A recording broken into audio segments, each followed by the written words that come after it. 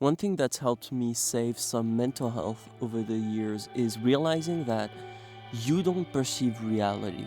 I don't perceive reality as is. We think things like, oh, I'll believe when I see it. We need to see things to believe them, and I'm sure you know how seeing something doesn't mean that you perceive the entire truth of it. But I'll go a step further. Mechanically, we don't actually perceive all of reality.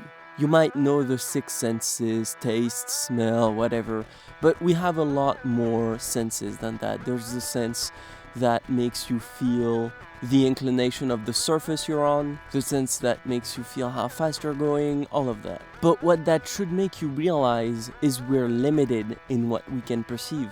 We're limited. Our perception, our experience is like a funnel. There's everything that's out there, and then our senses only perceive, transforms all of that into livable experience for us. I'll illustrate that with a very easy example to understand. The light spectrum. You know that you can't perceive all of the light spectrum. There's UV light which you can't perceive but can give some people sunburns like me. But you don't see everything of the light spectrum, and so intuitively you know that you can't perceive all of the light that there is. But somehow people don't extrapolate that to the rest of reality. Like, if you can't see everything, you can't smell everything, right? Your dog can smell a lot more things than you. But why stop there? You can't see everything, you can't smell everything. I'm sure that there are a lot of things that we can't touch. And you might think that's too far, but I don't think so. And I don't remember what philosopher talked about this, about what there is and what we perceive. Was it Kierkegaard? I don't remember. But there is a reality out there that we don't perceive. Because if our perception is a funnel, then there are things outside of that funnel. And now I want you to close your eyes and try to imagine like a world entirely made of white and shapes. And then that world reflects light. It reflects waves that we interpret as sound.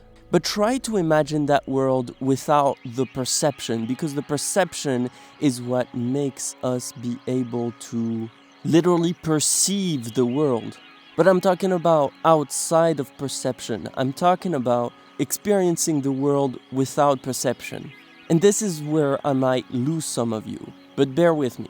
Try to imagine not even seeing, not even feeling, because those are human things, not even perceiving, experiencing the world without perception. Because again, perception is the human way of being able to interface with the world. Imagine being able to interface with reality without perception.